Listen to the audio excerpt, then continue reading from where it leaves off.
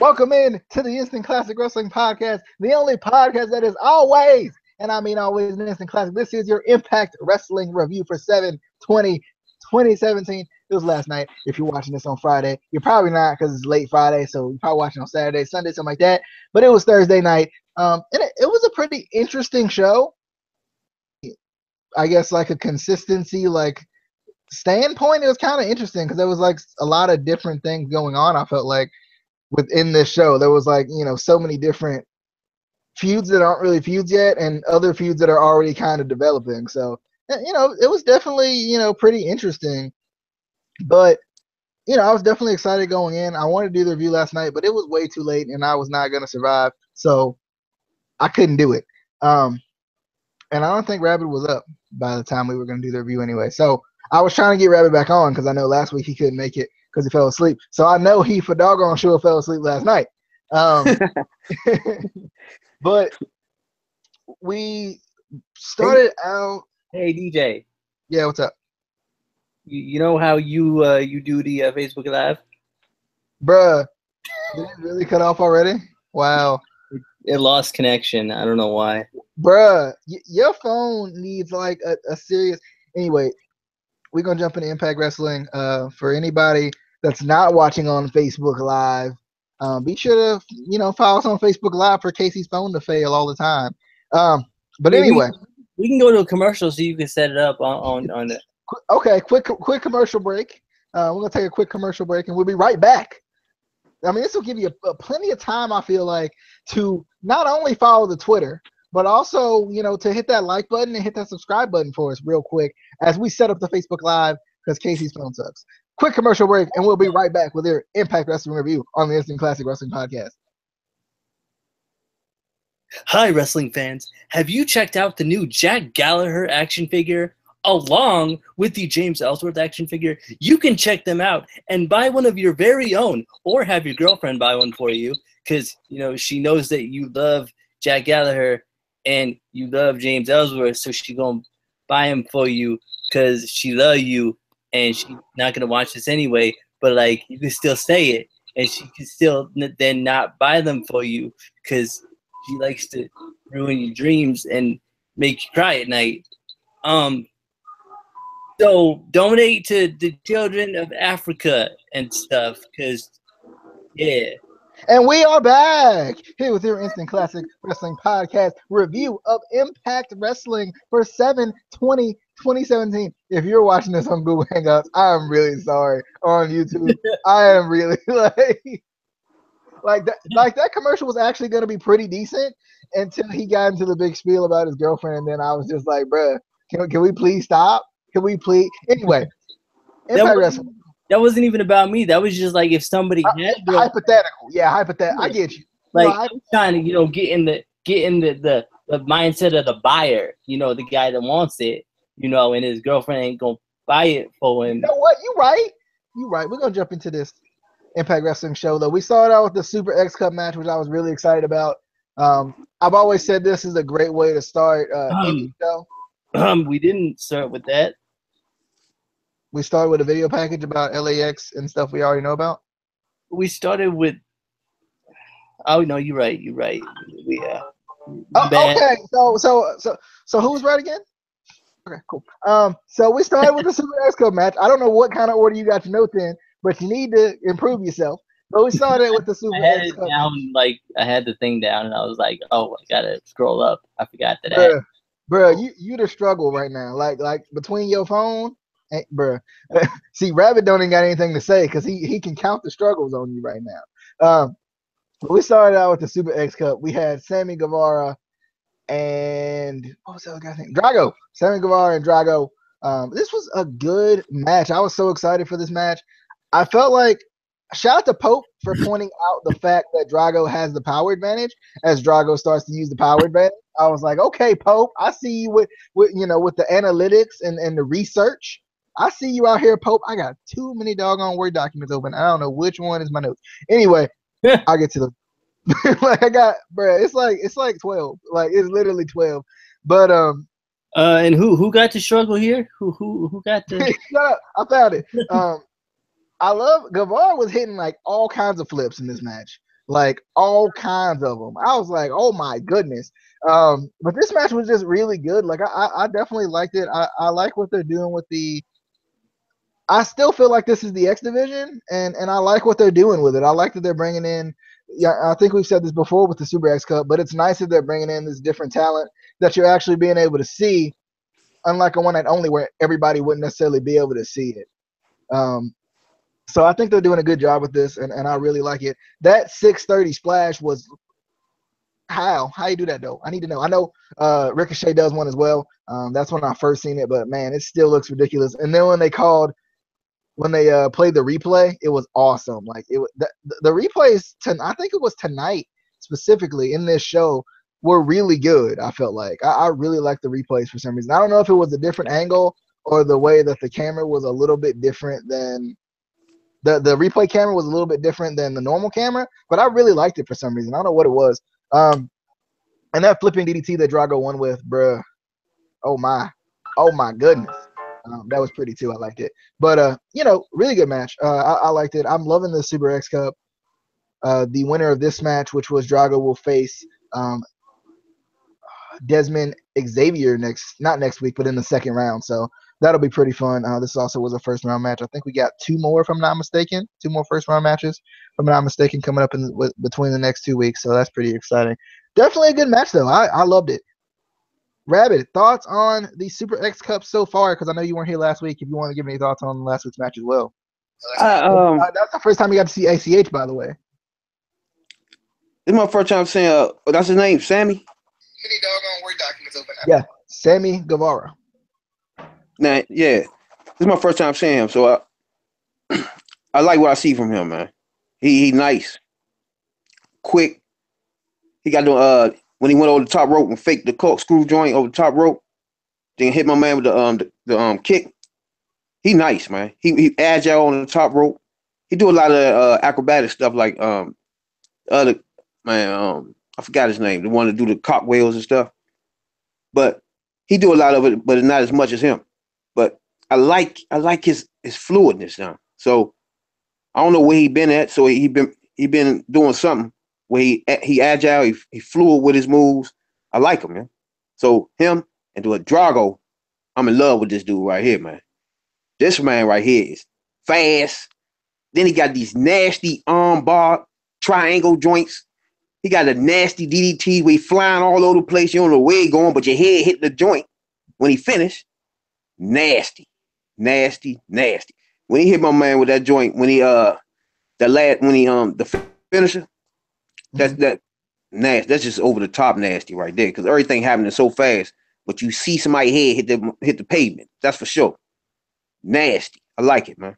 I want to see more Drago off the break. I want to see him against Low the Beast Key, But I like to see more of Sammy too, just more low key. Not much. I want to see Drago more in the championship scene, because I like his speed and he just nasty, man. You know what I'm saying?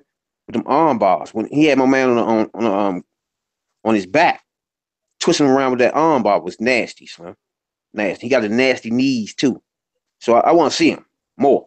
You know what I'm saying? I want to see him against the beast, the Beast Key. I hate you. Thoughts on the match, Casey? Why you hate me? I don't understand. Why? What? Because he hate me. That's all. Completely unrelated. Meow for me. Yeah, I definitely love this match. I was so excited for Sammy and Drago both. I like the little kind of interviews before the match, kind of giving you, if you don't know these guys, kind of giving you an idea of who they are. I like Sammy talking about how him being one of the lesser known wrestlers in this competition or in this tournament, in a way, could be an advantage for him, because it could have, if you don't know your opponent as well going into the match, you don't know, what he's going to bring to the table. So I definitely like that. Unfortunately, that didn't work for him. But I thought that Drago's translation was really cool in his interview too. That was kind of cool. Made it feel kind of dark and which kind of fit his character. But these two, I swear, these luchadors, I don't know what they do with them in Mexico, but these men are ageless. I still can't believe Drago is 41. This man, no, he's like 28. There's no way that man is 41 doing things that he does. But as usual, Panda Crotch was awesome. If y'all don't know, that's what they call Sammy Guevara, because if you look at his tights, they have panda on his crotch. And it's the greatest thing ever, and I love it. We do it. We appreciate, the explanation, because we might not didn't look at his crotch specifically. How could you not? I mean, not that you would look at anyway. Somebody, Amy, come get your mans, please. But yeah, definitely a good match. I would have been happy either way with either one of these guys winning. But I definitely am excited for Desmond versus Drago. I think that's going to be a really good match in the semifinals. And I don't look at the crotch areas of the men's. That's not a thing that I don't do.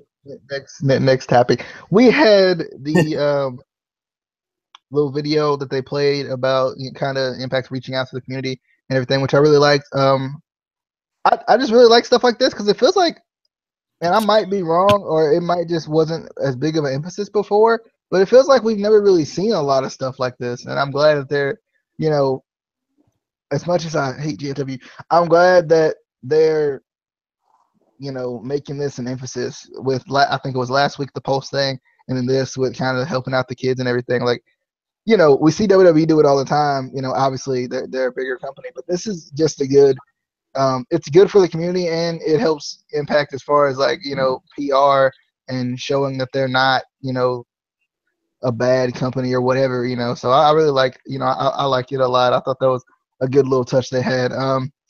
Rabbit, do you have any thoughts on that before we move on to the? Yeah, I'm just hoping it's real and it's not fake, because it's a good way to get younger people to see your product.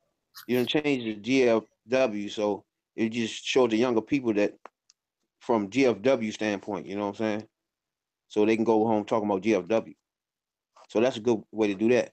But I would hope it was a storyline for real. Somebody coming up in there and destroy things. But that's just me. All right, Casey. I definitely liked it. I've heard about them doing this stuff before. I haven't actually seen like the stuff that they've done, but I've heard about it. But it definitely looks cool. WWE does similar stuff with like Be a Star, and some superstars will go to like a school and like read to the kids or whatever. But this just with GFW and Impact being obviously a smaller company than WWE, it feels more like it feels like it's more personal for the kids. You know what I mean? Like it felt like there was more one-on-one time. They were actually doing activities with the kids. They were it kind of. I think they said they were there like the entire week with the kids or whatever like that. So that was kind of cool. But yeah, I definitely, like stuff like this. And I hope they I hope this is something that they keep doing every year, and I hope they do more stuff, just because, a lot of these kids may not be able to, go to a GFW show or, a wrestling show. So the fact that, they come to this camp that they go to, I think that would be pretty cool. Also, if anybody from that camp wants to hire me, I'll work there, if I could meet some of the people. So I'm just saying, I'll do it. It don't seem like you there for the chillings, though. It seems like you there for the wrestling. I'm just saying. But for that, no, I'm there for it. I'm there for the chillings. Selfish. Anyway, we gonna move on to the children should just get in line behind me. We gonna move on until we get taken down. because Casey, he not for the chillings. Yeah, I'm going first because you never know if the wrestlers be mad. So like if they angry, they're gonna take the anger out on me first before the children's. So I'm protecting the children's. Okay. Yeah. I see what you're saying. I do. Yeah. We're gonna move on to Sienna versus Amber Nova. I was excited for this match because I like Amber Nova. Amber Nova, I mean, she was not playing games here. Like she don't play around. You don't come at Amber Nova like that. You just don't. You just don't. Like you don't even look at her at all. Cause I don't think Sienna done anything. She was just like, bro, I'm coming after you. But Sienna, she won.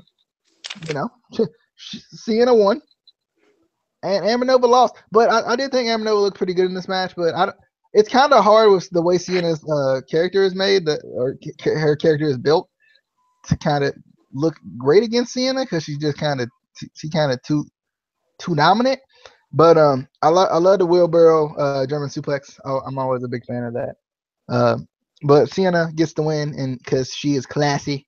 And after the match, she calls out Karen Jarrett because she feels like Karen Jarrett didn't believe in her, like everybody else didn't believe in her. Karen Jarrett comes out. They have some words.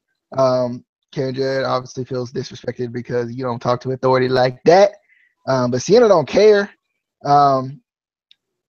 And basically a brawl happens. Allie comes out to kind of save the day with her kendo stick, weapon of choice. I think she need to come back out with that, whatever that thing was she had before that wasn't a kendo stick, wrapped in wrapping paper or something. Whatever that was, she need to come back out with that, because that's like her secret weapon. But they were attacking Allie, then Rosemary came out to help her, and then Gail Kim came out to help them. It was a lot. So Gail Kim is back, I guess. I'm assuming. And next week we're gonna have a last knockout standing match, which Karen Jarrett announced. A last knockout standing match between Rosemary and Sienna for the Unified Knockout Championship. So I'm excited. I want to see I definitely want to see that match, and they give you something to look forward to next week. But Rabbit, thoughts on Sienna versus Amber Nova and then the aftermath of Sienna versus Amber Nova? Yeah, and Nova, she ain't look good at all, unless she was playing a pillow. That's about all she was. Sienna looked good in this match, man. This is what I was talking about. I want to see more of her. I want to see her in competition more, like with Gail Kim. But this way, you get to see her moves. And man, she had her in the draining blood to the head suplex. Nasty. And you're right, that wheelbarrow suplex was nasty too. She swung and almost threw her head up in the stands. So that was nasty. And her finisher, AK-47, joint is vicious too. Then when she started demanding stuff, that's the stuff that I don't be understanding this. When you start telling, I understand where she was coming from. When she started saying Miss Jarrett, she ain't believe in her and all that. I got that. I understood that. But the part I ain't getting is why? Why right now? Why we doing? You got to pull it out right now and have that discussion. Doesn't make any sense, man. You just had a match that has nothing to do with current. You know what I'm saying? Current Jarrett at all. I think too, it would have made more sense if it would have happened the week right after she won the titles. Yeah. Right now, it just was seeming odd. It just ain't making any sense. But when my girl Rosemary came down and gave her that nice spit. That was a nice spit she hit her with. Yeah. And Van Ness, I don't know what kind of elbows she was throwing, but those was just unnecessarily soft. And then the Kendall shot was real weak. So she needed to step that up. She usually more stiffer with her shots. So maybe she just missed that one right there. And Gail Kim came in with those nasty forearms and clotheslines. Yeah? Love it. She pick up the pace when she comes in, She's the greatest female wrestler of all time. And she's just a beast. Now, I love her speed in the ring where she constantly just moving, going. She a beast, man. I love her. But this whole interaction at the end, I loved that whole interaction the match itself was just, you know what I'm saying, just a basic squash match, you know what I'm saying, for Sienna. But you get to see her full, you know what I'm saying, her full repertoire. But Rosemary, I want to see more. I like this idea of her in the last Knockout Standing joint, man, because those two had a nice match. And I want to see them two again, like I said, when they had the first match. And then in a no knockout, last Knockout Standing, that's Rosemary match right there. So I don't think she's gonna get the win, but I think I feel it's gonna be a good match though. Case. You'll get it next time, Amber. I still love you, girl. You get it next time. It was just there was the ref, the ref that had it against you. I get it. He didn't come up through the indies and he thought he was better than you, but you came up, girl. You came up and you worked for it, and he just trying to pull the rug from underneath you. Anyway, also, Sienna says some things after this match that I don't believe are true. First of all, I have never seen Rosemary pet any bunnies. Never seen it. Nor have I ever heard of any of her emo poetry. And I would love to hear some poetry. I really would. Like, like Heidenreich. I'm just saying. Anyway, I loved Allie, Laurel, and Rosemary coming out. I thought that was good. But I love Gail Kim. But when she came out, to me, it felt underwhelming. And not for her, but I feel like the reaction wasn't like, it wasn't a huge pop or anything. Like the commentary didn't seem like they made a big deal about it. Like, yeah, we know that she's not retiring until the end of 2017, but this is kind of her sort of semi-in-ring return. I would have thought, they would have hyped it up and like, oh my God, it's Gail Kim. And I felt like the crowd should have popped more. To me, it felt underwhelming. Again, not because of her, but because of the reaction. We always talk about how crowds can really make or break a moment with their reaction, and commentary can do the same thing. And I felt like it just fell flat a little bit for me. But definitely, I'm excited for the match coming up. All right. We had I'm gonna put the LAX segments in the same thing because they were practically the same thing in two different segments. Conan brought in Dos Caras and Alberto El Patron's brother, and basically said, make him join us or else. That was pretty much all it was to me. Rabbit, thoughts? Something about this story I just don't like, man. I'm not feeling it. It's just off to me, man. Because Conan, I don't know, man. I don't know. They just don't mix, man. Because Patron the whole time has been a company man. You know? He been on all their commercials. He been on joint with Josh on Facebook every 5 minutes, screaming about GFW. So he wasn't even fit into Conan scheme of things of these white men against me. So I don't even get what are they trying to do here at all, man. So the whole thing just don't make any sense to me. But then when they get in here and grab the father and barely touch him, this stuff is not even a threat that they doing. So it ain't. Casey, go ahead. I'm gonna go the complete opposite. I liked it because to me it makes sense, and I'll put it this way. Yes, Alberto is kind of that company man. He's always talking about GFW this, GFW that, and he's the company guy.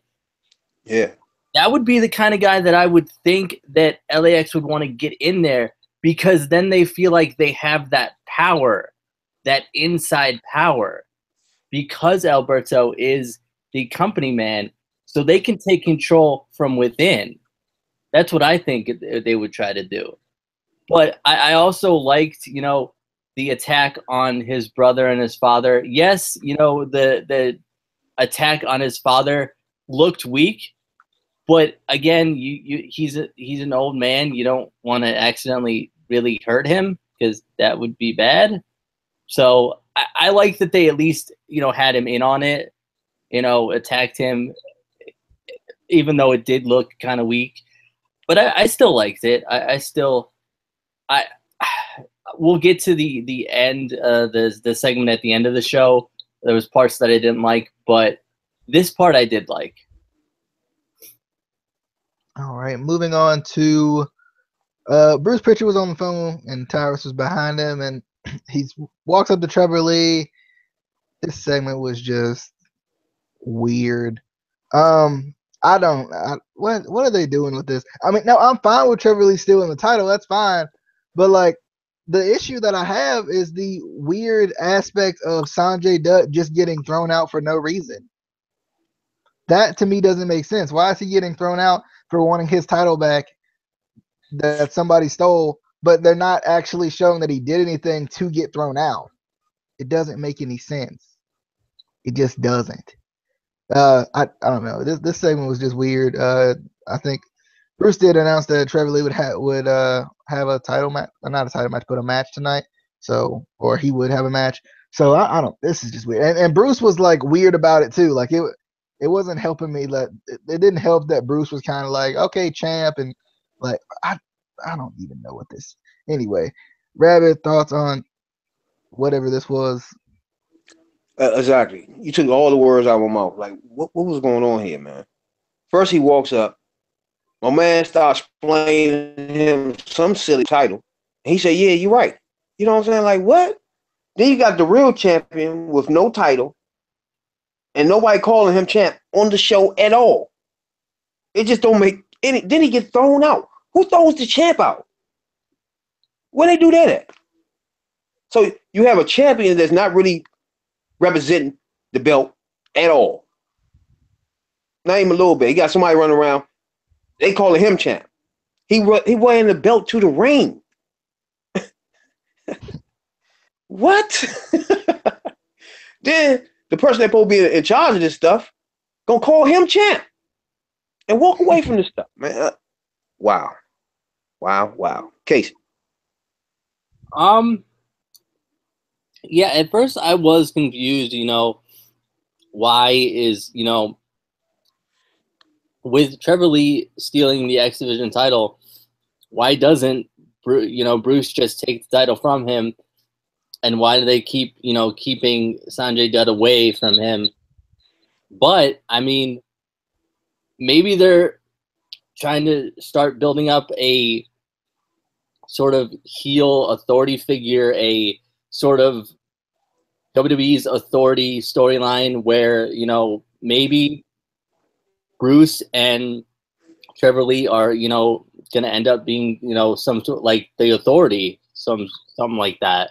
That's the only thing I could think of, because it really feels like Bruce is turning, starting to go like the heel authority figure. And that's the only thing that would make sense. But other than that, it just doesn't make sense why you would keep the champion away. Don't get me wrong, it's funny. Like Trevor Lee is hilarious with it, but it just doesn't make sense from like the backstage standpoint. I give Casey credit, man. You tried yourself, man. You made yourself in the press to try to find the shining light into some of this stuff. You be trying to find. I give you credit, boy. You try to figure out something. This don't make any sense, dog, at all. It just don't make sense that you have a champion that's not really representing the championship at all. So that's where it don't make any sense. That's the only thing that I can think of. And if they're doing that, I'll sure, why not? But it just, I don't know. All right. Let's jump into the 6-man tag team. So you're not going to talk about the Phantasma video package? Why you hate that, man? Why you hate King Cuerno? There was a video package and it was nice and I liked it. Rabid. Why you hate King Cuerno? I don't understand why this man. Some nice hot knees in that joint. That finisher, I forgot what they call it. I think something. I forgot the depth scale or something. It was nice. I like his finisher too, and he do the suicide dive. We call it arrow, bow and arrow, or something like that. But yeah, he was quick in there. I like that little package. Okay. I love this man. I do. I like that they slightly changed his finisher name from GFW to Lucha Underground, where at Lucha Underground it was the Thrill of the Hunt, and here it's the Thrill of the Kill. Yeah. But his suicide dive is still the arrow from the depths of hell. So, but I like that it feels like they're starting to try and build up these new guys and kind of get you to know who these guys are. It's not just where like WWE would just throw somebody in the ring and be like, this is Joe and he's this guy and we're not going to explain anything else about him. You're just going to learn. I like that they're at least giving these kind of video packages so you kind of okay, this guy, I might be into this character or whatever. Yeah, I definitely agree with that. I think the video packages over the past couple of weeks have definitely served that purpose because there has been a bunch of different, little debuts here and there. But we had the 6-man tag team match. It was Trevor Lee. Your X Division champion, Trevor Lee, Idris Abraham, and Demas going up against Laredo Kid, Garza Jr., and Octagon Cito, which I still feel like is the most generic freaking Lucha Libre name I've ever heard in my life. But anyway, I love the Lucha Libre rules. Like, I think it definitely added a unique spin to this match, kind of with the, there's still tags, but you don't always have to make a tag.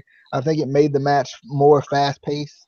It actually, I think, helped a little bit more with the fluidity as well.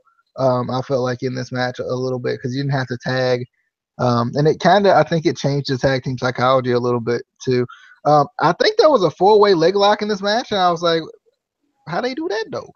Then there was like a pin in the middle of it. It was like a star, but then a pin in the middle. And then Octagon Cito gets the pin with his shoulders. I call it a shoulder splash in my notes, but he was on top of Garza Jr.'s shoulders, and he hit the splash on, who was it? Idris Abraham, I think, if I'm not mistaken. But I definitely, I like this match, and I also freaking love how Garza Jr. just stops everybody just by ripping off his pants.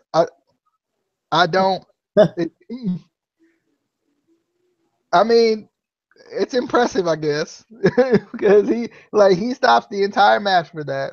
Also, it was funny at the beginning when Trevor Lee was going up against, who was it?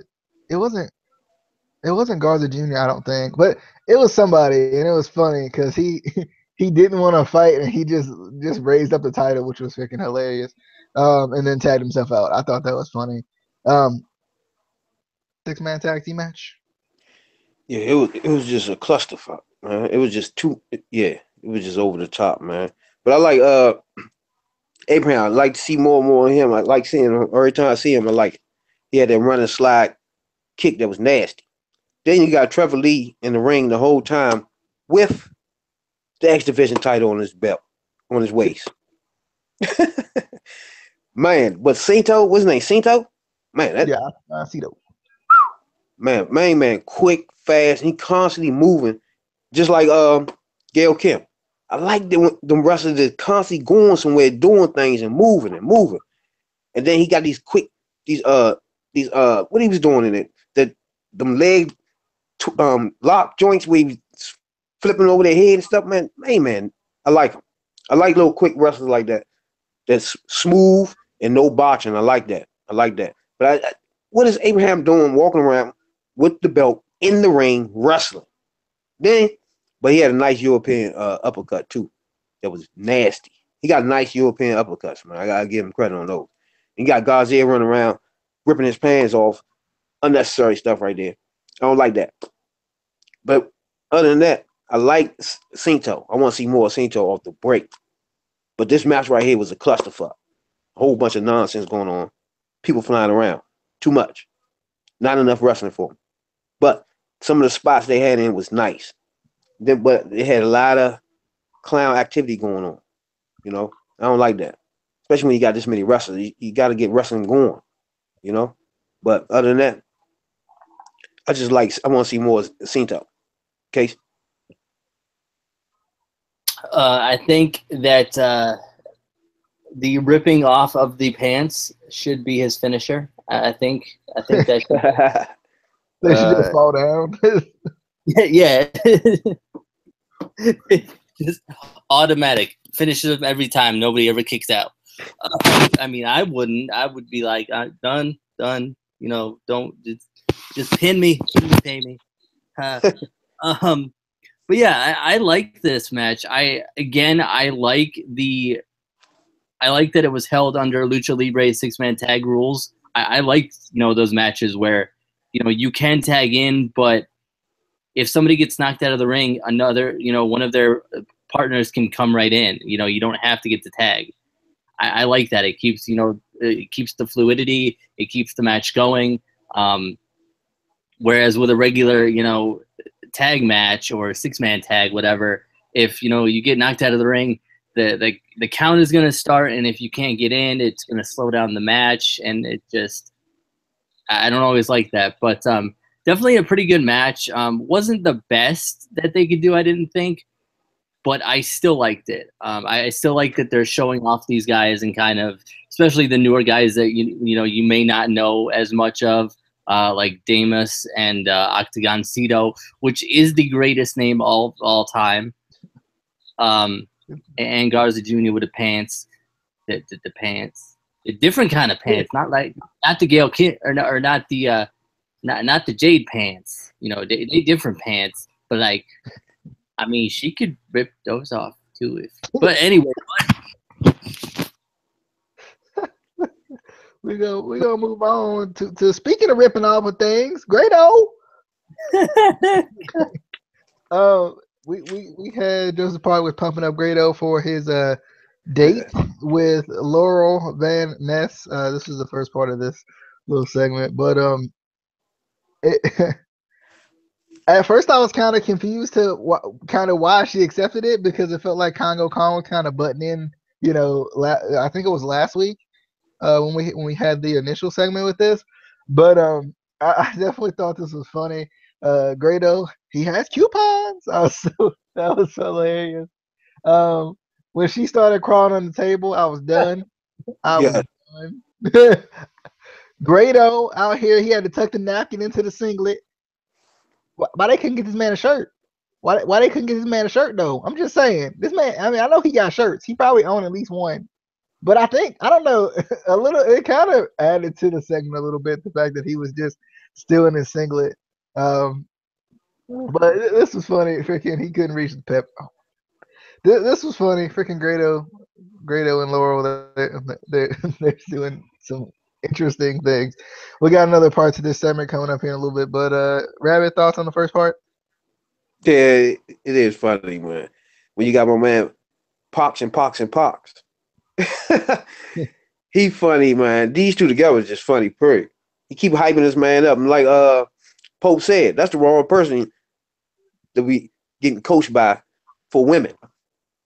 You pick up women and just him, Abyss, is who you want to take advice from? You tripping. But I like this whole thing because she's staying in her character, man. The fact that she's been in her character since the beginning, since she switched into this thing, it's perfect. It's perfect. And the fact that he was scared, he don't really like her because of the way she looked. So he really turned off. And he trying his best to do it because he wants to stay in America. So that's the whole thing about this, that he don't like her. That's why he keep telling her Fox, that he ain't feeling this, man. You know? But I like this. I like the whole thing. I like the setup they got going on. I feel like they're gonna do this marriage thing, and she's gonna turn back into normal Laurel Van Ness. I hope not. The only reason I'm saying that is because it's a circularity aspect where it all comes full circle, and that's what she's been waiting on anyway. Yeah, because he snapped. Yeah, I could be wrong, but Casey. Yeah. I love this date. I love it. Oh God. I love Grado saying he ate the chocolates and left the champagne behind. And Laurel's like, I had enough. She's like, I have all my own champagne all day, and I was like, yeah, you did. You had champagne all day, every day.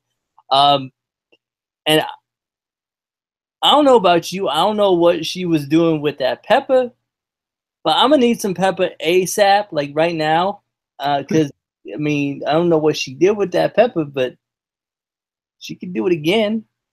I mean, if it don't work out with him, I mean, I'll marry you. I will. I'll do it.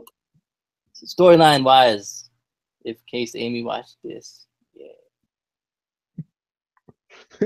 Okay. Let's jump into the X Division triple threat match we had, which was Matt Sydal versus Low Ki versus El Hijo de Fantasma. It's a lot of words in one name. King Cuerno. But but I was excited for this match because I wanted to see King Cuerno again. But this match was really good. I really enjoyed this match. Freaking bro, Matt Sydal, bro. This man, he a monster. Like I know Low Ki is the monster, but Matt Sydal, bro. Oh my, he's so good. But King Cuerno looked good in this match too. I'm not calling it Phantasma is what I'm gonna call him from now on because there are too many words in his name now. But I definitely, I think everybody looked good in this match, and I think it was a good showing overall by the X Division. Period.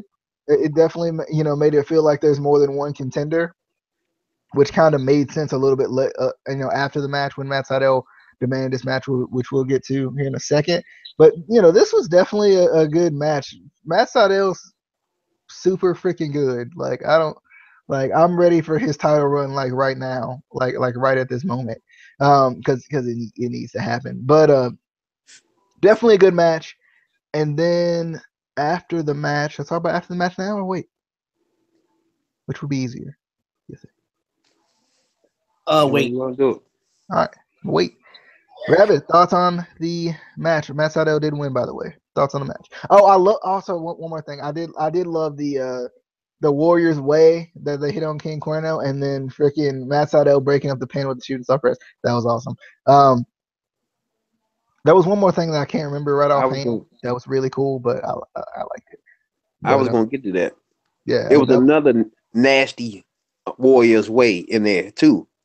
It came from the rafters. Yeah, surfboard stretch Warriors way breakup. Oh, I was like, oh no. Like when he first set up to do it, I was like, no, don't do it, no. And he did it. I was like, ah! It was good. Load the beast key. But this match right here, we got a little sluggish towards the middle, but it picked up at the end. I like Fantasia, man. We had a spinning back breaker on my mind. That's nasty, man. Nasty. The suicide dive that you was talking about, what you call it, Earl? Something like that. I like it. He real stiff with his stuff too. But load the beast key, man. This man ran across the ring about 50 miles per hour and hit man with a double stomp. He almost kicked him up into the third row, man. Nasty chops, nasty elbows. The running drop joint. I mean, this man is off the Richters. Vicious. Like Pope said, every move counts with him. Like I always said, I love wrestlers that every move counts. Every move is stiff, man. I love it. Matt Sydal, you got to give him credit, man. The man is doing some nice shooting star presses that they slow down, slow motion and stuff, man. Nasty. I think Pope called one of them a gator splash or something like that. It was nasty. The crazy thing was he didn't even go from the top turnbuckle on that Warriors way. I mean, it looked like he came from the rafters, man. Stomp my man. Nasty, man. That's why, man, Low Ki and Sydal, they need to be one-on-one in the cage, man. I want to see that. Those two be nasty. See, Low Ki was the one that made me freaking love the double foot stomp. Oh, yeah. Yeah, because of his double foot stomp. Oh, It looked like he putting his foot in your rib. Yeah. Case. Yeah, I definitely like this match. And with this being King Cuerno's whatever we calling him, King. Who is King Cuerno? Who's that? I don't know. Never heard of. That's somebody you keep saying is in this match. So I'm assuming he's in this match. Maybe I didn't see him.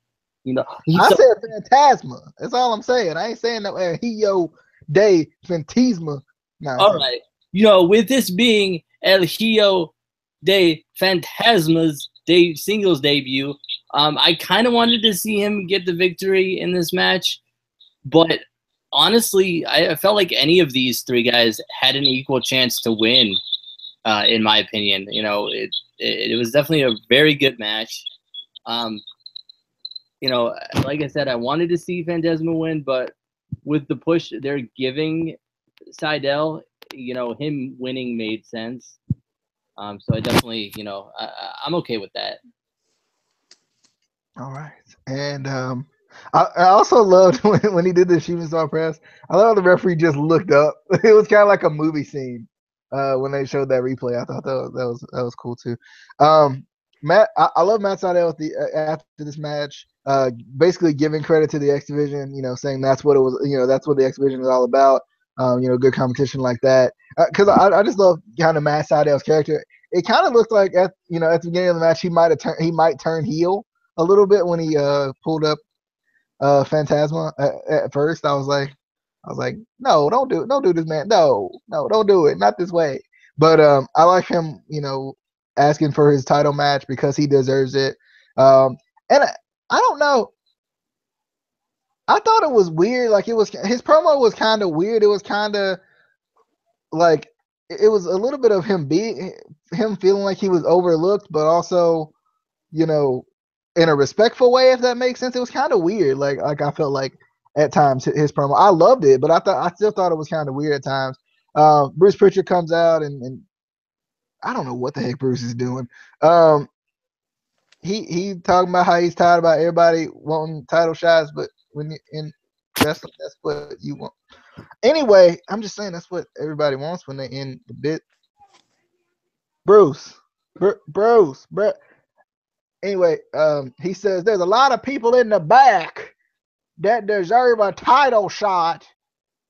But there's another man who also feels like he deserves a title shot. Lashley comes out, and I was completely thrown off. I was like, Lashley about to challenge for the X Division title. What's happening? Again, he's coming back, baby. He coming back for his X Division championship. But Lashley comes out, and which I was kind of surprised about, and he asked for his, he tells Matt to kind of, step to the back. He says if he doesn't get his fair title shot, because he hasn't gotten his fair title shot yet, he said he's gonna, wreak havoc. He's gonna destroy some people. I still don't understand why Matt Sydal was on his knees for the whole time, because I know he was tired, but I was still like, what's going on with Matthew over here? What's going on? Because even when Lashley was threatening him, he was still on his knees, and it kind of made him feel like he was beneath Lashley, which I didn't like. But I'm definitely excited about this. I think for some reason this promo, both of them in general, having Lashley and Matt Sydal out there, to me it kind of made these titles feel on somewhat of an even playing field, because you got Lashley coming out trying to challenge for the title that he wants, and you got Sydal trying to challenge for the title that he wants, all in the same thing. So I really like this little aftermatch promo. And then he spears Matt Sydal, which Matt Sydal, I think he died. I think he ain't getting the title shot because he did. But this is a good little segment after this match. Rabbit, thoughts on the championship? I guess the championship wanting contendership segment. Yeah. Matt Sydal, when he first started saying he deserved title shots, I get it. You know what I'm saying? You had a few wins. You feel like you should be a champion. Cool. But when y'all start talking about this not an upset, this is an upset, man, when he beat Low Key, man. What are you talking about? So that ain't making any sense when Josh kept saying that. The reason why the beast, the monster, the animal, unplug my man with this nonsense he was talking about, because he feel like his business is more important. We need to be talking about his championship. You know what I'm saying? And then my man stayed on his knees the whole time, talking about some. Come on, man, this is my time. I want to ask him something. I want to talk to him. And my man turned around and said, "Man, this don't have nothing to do with you. Shut up." He said, "Come on, man." Yeah, that was funny right there. Then he's about to leave out the ring and turn back around and unleashed on his ass, man. Spent him outside his boots just from running his mouth. He told him to sit to the side, man, while he talked to him, and then he could do his thing after he leave. You know what I'm saying? But he want to keep interrupting him, talking that nonsense. That was irritating, you know? He irritated me. So I know he irritated the beast, the monster, the animal. That's why he got spit out of his boots, you know? Case. You know, I liked the beginning of this. I liked Matt on the mic, you know, calling Bruce out. I thought he had good mic work. You know, we don't really get to hear much from Matt Sydal in general. You know, even back in WWE as Evan Bourne, I feel like we didn't really hear a lot from him promo wise. So I definitely like that. As soon as Lashley came out, it kind of ruined it for me because I knew how it was going to play out. They were just going to have, you know, somehow have Lashley kill Sydal, which I think is completely unnecessary. You know, you could have Lashley going back for the world title, and you could have Matt Sydal, you know, going for the X Division title. They both, you know, in their own ways deserve their title shots, whatever. I felt like this was unnecessary, you know. I mean, but that's what Lashley does. He beats people up. Also, why Lashley have to walk out past Bruce, get in the ring, and then talk? Bruce, who he already just passed. That's just some unnecessary walking. Like, y'all could have just stopped right there and been like, hey, you didn't have, like, I don't walk past somebody and go down the hall to talk to them when I could have just stopped right there and talked to bruh. Yeah, that's how it works, bro. You got to go past. You got to pass them in the hallway and be like, "Hey, talk to you," and they gonna be confused, but it don't matter. They understand. But they don't. Moving on to Grado and Laurel date part 2. They were watching something. They were Netflix and chilling. That's right. I forgot from last week. They were Netflix and chilling. Grado was kind of, he was not feeling it. He was not with the touching. Freaking the grill was open and we saw Afro. And Grado says, "Congo Kong." Idris Abraham closes the grill, says, "Where?" and runs away. That was freaking funny. Then they went and they looked at the stars a little bit. Well, I think Grado passed out a little bit actually. I think he passed out a little bit when she tried to kiss him, and then they kind of looked at the stars, and then I think she ended the date off with a burp, if I'm not mistaken. You know, so I mean that's how you end the date out. That's just how you do it. You got to end it with a burp. And Joseph Park, you know, asked Grado if he was ready to pop the question. I like this. Rabbit, thoughts on the second part of the date between Laurel and Grado? They land on a basketball court. They funny, man. That's all I can say. They funny. That's it. Case. When they were out there and you saw the Afro coming over the grill and he's like, "It's Congo Kong," and he closes it, it's Idris, and he's like, "Where?" That was the funniest part. I was done. I was like, oh man. I hope they keep doing, you know, stuff like this and have different cameos from different, you know, Impact stars. I think it makes it even funnier when there's other people that aren't necessarily in the storyline just randomly there. Like there was no real purpose for Idris Abraham to be there, but it made it that much funnier. It was funny when they just laying there and she was smiling. He looked like he was scared as hell. Oh man! All right, next we had our main event, which was Eli Drake versus EC3 versus Moose versus Eddie Edwards in a fatal 4-way match. I think was this the number one contender? No, this was just kind of there, but I was excited for it though. But before the match, and we gonna talk about this separately from the match because I feel like y'all got some words. Before the match, Chris Adonis decides he wants to throw his drink on the big old dudes on the side. That's what I'm calling him from now on. And the one big old black dude jumps in the ring, and he is now playing games with Chris Adonis at all. Eli Drake like, bro, nah, y'all ain't touching me. Like, I ain't a part of this. And he hit this man with a clothesline. I think Chris Adonis probably out for the rest of the year. Because that's a lot of arm coming at you in a clothesline. I'm just saying. I love how Eli Drake came in. He was like, nah, bro, yo. Then the other dude, the other big fella came in. He was like, nah, I'm good, bro. I'm good. Y'all go ahead. I'm gonna step out here. I got a match I gotta do. I love Eli Drake though. Yeah. I don't even know what to think about this. I thought it was dumb, but these some big fellas. They need to chill. Like you don't need that many muscles. You just don't. Like I don't understand. I did watch Soulmates after the show for a little bit because it was on my DVR. But anyway, Rabbit thoughts on the Soulmates and the clotheslines and they ain't doing nothing with them anyway. Sorry. Thoughts. Yeah, that was some silly stuff to begin the match with. But I'm hoping they working on their wrestling and they that this, you know what I'm saying, one show type stuff, man. Like my man from the Panthers played 4 weeks ago when he took it serious. Yeah. That's what I mean. I don't want them coming in chasing people out the ring or throwing a clothesline. Like my man said, you don't want to do that. You want to show respect for the industry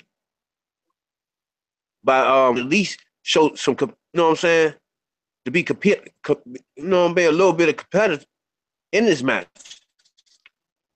They at least worked hard on, you know what I'm saying, being in these joints with these professionals, not just coming out there and showing your muscles and stuff, man.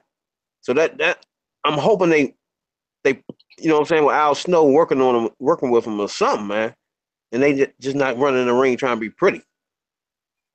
Because then that's some unnecessary stuff. Because you know, eventually the storyline is gonna go with them two against Adonis and Eli Drake. You know what I'm saying? And I like the way he, like you said, slid out of the ring and stuff, man. Because you know what I'm saying, I got something to do. You know, the next match way more important than fooling with two clowns. That's for sure. Okay. I mean, I get it. I don't have a problem with them bringing, doing these kind of inter-show promotions, because I feel like Impact has always done that, whether they were on Spike or, whatever channel, they were always kind of promoting other shows to kind of help, keep their spot on that network or whatever. So I don't have a problem with that, but I do think that if you're going to have, somebody come in who isn't a trained professional wrestler, you should, work with them a little bit on stuff. Just, they don't have to have a full match, obviously, but just to make sure you don't accidentally get one of your wrestlers hurt. Because even, a clothesline done the wrong way, Adonis could have been hurt. And exactly. It wouldn't necessarily have been, either of the Soulmates' fault because they really don't know what they're doing.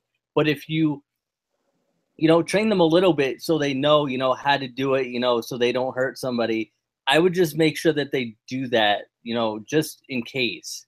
But I don't have a problem with this if they're just trying to, promote another show. Obviously, I don't want to see a match because I don't think they would be good. They got too many muscles. they got too. I mean, we saw EC3 trying to do a suicide dive. He just had too many muscles to run. It's a fact. Wait. Then, when you say that, then you got people like the great Lex Luger. You know what I'm saying? Mr. Wonderful. We had a lot of people that was bulky and knew how to wrestle. You know what I'm saying? I mean, so that's not a problem. I mean, was they that bulky though? Like, bro. No, they wasn't even close to that bulky. Like, these men is balloons. Hey, Lex Luger was there too. He was up there. Nah, Big Papa Pump was up there. You know the great Khali. I think he was up there. I think you know. But let's get into the main event. Eli Drake versus Moose versus Eddie Edwards versus EC3. For some reason, this match felt like it started really quickly. Like, there was a lot going on in this match very, very early, it felt like. But this was definitely a good match. I definitely liked Eli Drake in this match. I was so excited that he got the win because it's about doggone time Eli Drake is getting wins. Obviously, I was not surprised because I saw, EC3 hit the 1%er and then on Eddie Edwards, and then, wow, is he taking a fall? EC3 hit the 1% on Eddie Edwards, and then Eli Drake gets the pin after Moose pulls EC3 out, obviously kind of trying to continue that feud. I'm still wondering what they're going to do with Eli Drake, though. That's my only thing. Is like, I mean, they could give him a world title run. I'm just saying. But, since Alberto about to lose it anyway. So, I don't know. I wonder what they're going to do with that. But give it to Eli Drake. Do it. But good main event. I liked it. Rabbit, thoughts on the main event of the evening? This was not good for a main event at all. It was just no. Then my man, what's his name? Anything is possible. I like that name for Eddie. But what happened to him? He was just, I say 3-4 weeks ago, months ago, a month and a half ago, he was champ, or just lost the championship and at the top of the world. You know what I'm saying? Now, I don't know what's going on. Now he's just part of a match, and he just in there. The same thing with EC3. I don't know where he was in this match. He was just here and there. It was dominated more by Eli Drake. You know what I'm saying, in this match the whole time. He with that Skyloid slam, the nasty suplex. He just nasty. It was dominated by him and Moose. Moose got to be the agile big man out there, Slim. One of them. Because I disagree with JB. Well, yeah, it was JB. When he said Moose is most, you won't see another big man move like Moose. When you got another big man on your roster that moves like Moose. And his name is the Beast, the Monster, the Animal. Let's not keep forgetting that. I don't know what they be tripping off when they try to hype Moose up. But he nasty, man. He had a nasty drop kick, the elevator joint. When he run up the ropes and do that joint, that's nasty, man. The nip up after the joint, he just vicious to be that big. The stuff that he do is just nasty, man. Nasty. But Eddie had the suicide dive that was nasty too. I give him that. Give him credit on that. But this whole match was dominated by Eli Drake and Moose the whole time, man. Because I think, man, Moose is vicious, man. He's too agile. When he be hitting him with these moves that he can be in the X division, That's how agile and quick he is. So I like Moose. You always knew I like Moose off the break. But right now, they need to take Drake into another level if they're going to drop Eddie. I don't know where Eddie going right now. But Drake should be the grand champion. Think Eli should be raised. Who? Eddie? Eli Drake should be the grand championship champion right now. He won that match. I'm still on that. He won that match. Yeah, I give you that. But where's my man? The Adonis that before the Adonis came in. Oh, you talking about Jesse Goddard? I don't know if he's in Impact anymore. Oh, for real? I don't think so. I looked on the roster page and I didn't see him. I think Robbie E is still there, but I don't know about Jesse. Now he was one of the people that really understood the rules of the match and knew how to. I think he had a background in wrestling, so he would look good in these matches for them titles. Man, I don't know what happened there. He'd been nice, but Moose is nice too. I agree. You see. Speaking of that, it kind of reminded me of DJ Z. By the way, DJ, he's back. he back in the AIW. I don't know if Amy was tweeting or was snapping you, but he broke again. Oh God! He broke his face. Now he's Ow! breaking his colon to his face on steel steps. So he having problems. He having some problems. Bruh. No. No, they did no. Yeah, but yeah, I didn't watch this match because I didn't. I'm not even gonna lie. I just didn't care about this match. I straight up didn't care about it. Man, I want to talk. We'll get back to Moose again, man, because some of the moves in this match, man, was nasty. When he threw my man over the top rope, I think it was a power bomb over the top. That was nasty, Slim. I think he threw Eddie Edwards out the ring. Like on top of everybody. Yeah, nasty. That was after he did a standing drop kick at his size and height. It's ridiculous, man. Then he ran around the ring, gave my man a big boot. He was getting his man in this match, man. Ridiculous, man. I like him, man. I like Moose. I don't know what they doing with Ishii, but I love Moose, man. Moose the man. I want to see him and the beast, the monster, the animal. The best out of three. Agreed. Well, next we had the last segment with LAX and Alberto El Patron. Before this, they were doing the Swole interview, I guess. And LAX was not having it. They interrupted it, which I liked. I thought that was kind of typical LAX. I was glad that they did that. They should do that more often. And they went to Dos Caras and Alberto's brother. What's his name? I cannot remember for the life of me. Who? Just Alberto El Patron's brother. Oh, El Hijo de Dos Caros or something like that. Something like that, whatever. His brother and his father. And they gave him the or else ultimatum again. Or we gonna beat the family up. And then the brawl started. It went into the ring. And the Conan called out Alberto El Patron. They beat up his brother. He was like, I like Conan was like, well, we see how much he cares about you. And then they moved on to his dad, and they were about to rip his mask off. I was like, no, don't do that. Don't rip the mask off. Don't do it. Not this way. No. And Alberto comes out and, leave my family alone, perro. Sorry. He said, leave my family alone. And he starts talking to Conan. They said some stuff in Spanish that I don't even understand. I think we need like subtitles. I mean, I'm just saying we need subtitles. But they were saying stuff in Spanish, and they also said some stuff in English. And I don't know if they was translating it or they were saying different stuff. Like I was confused. But I like kind of bringing out the what do you call what's Conan's show name? Christopher Khan. I don't remember what his name is, but he was calling him by his real name, and I was like, bruh, that's I hear you. Y'all need to chill. But Conan basically gave him an ultimatum saying, you got to join us now, pretty much like an offer he couldn't refuse, I guess you could say. After doing all this disrespectful stuff to his family, because that makes sense that he would join. But he gives Alberto the shirt, and Alberto puts it on and then attacks LAX. And here we go. It's still LAX versus Alberto. I wonder how this is gonna go. I still feel like they did this wrong. We talked about this last week. I feel like they should have had Alberto. I just feel like they shouldn't have done it like this. It's just confusing. I can't remember exactly what I said last week about how they should have done it, but that was a better idea. Just saying. I'm sure. Casey, do you remember what I said last week? Or what I think we both kind of said it. I'm trying to remember what we were saying. I mean, because we were basically talking about how he should have. They should have either had him join anyway, or they should have had it to where like it's not like he was forced to join. It was kind of like eventually he just turned.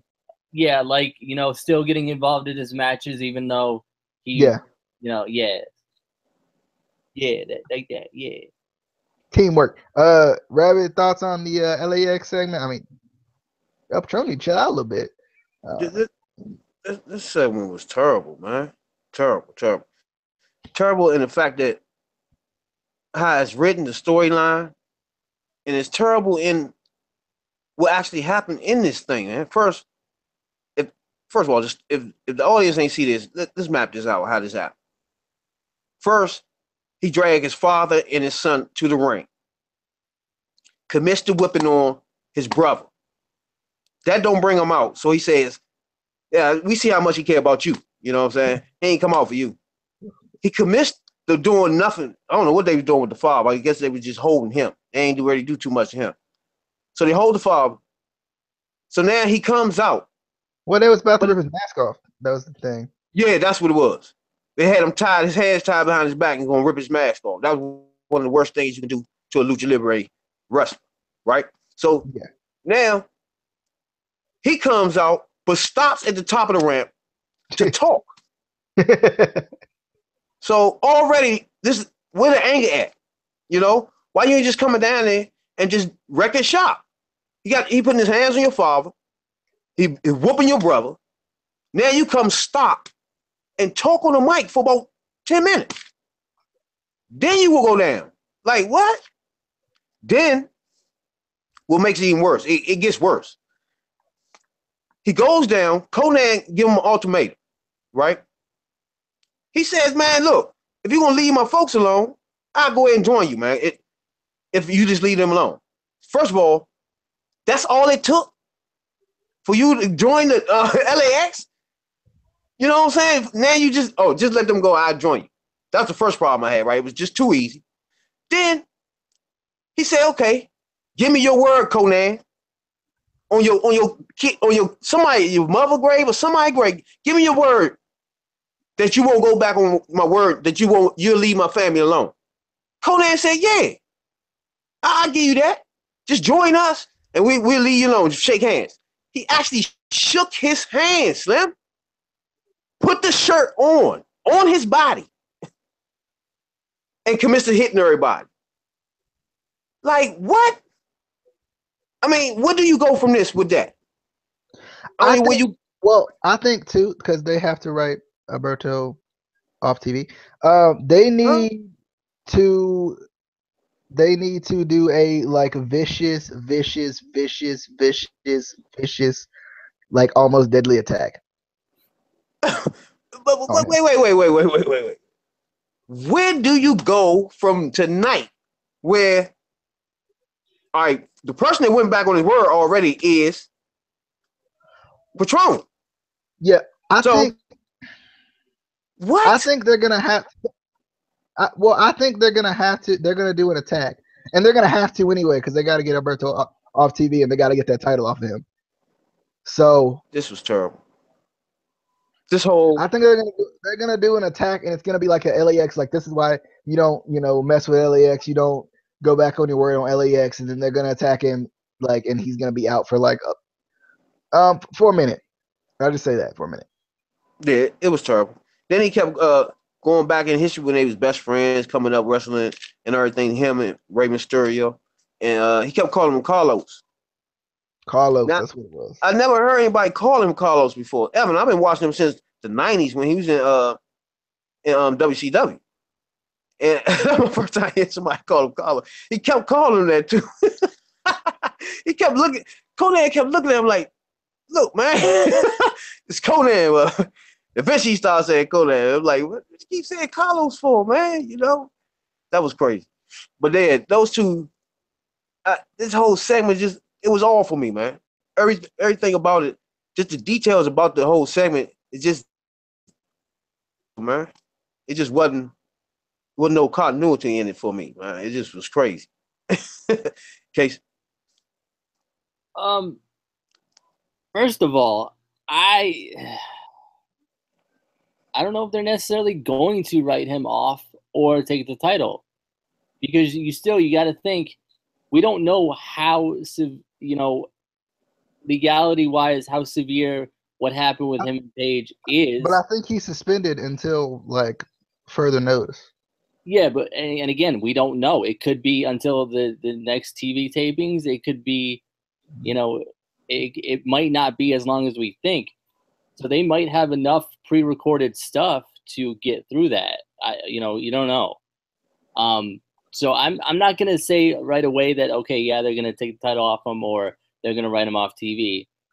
But I liked the beginning of this LAX segment. I thought it started out real good. I like that Alberto was calling Konnan Carlos because that shows that he knows him. That shows that history between the two. You don't in professional wrestling you don't really call somebody or break kayfabe whatever calling somebody their real name unless you really know them. Even very rarely on WWE or whatever do you hear people calling Triple H Paul or The Rock Dwayne. You know what I mean? So that shows like, okay, I know you, this is real personal, whatever. It's either I know you or I'm really, really, really disrespecting you right now. Yeah. So I like that. Where I didn't like it is when Konnan said he just needs a soldier to do what he's told, and Alberto put on the shirt. It just reminded me way too much of Cena joining the Nexus. That's what I saw. I saw, I didn't see Konnan and Alberto. I saw Cena and what's his name there? The fella. Wade Barrett.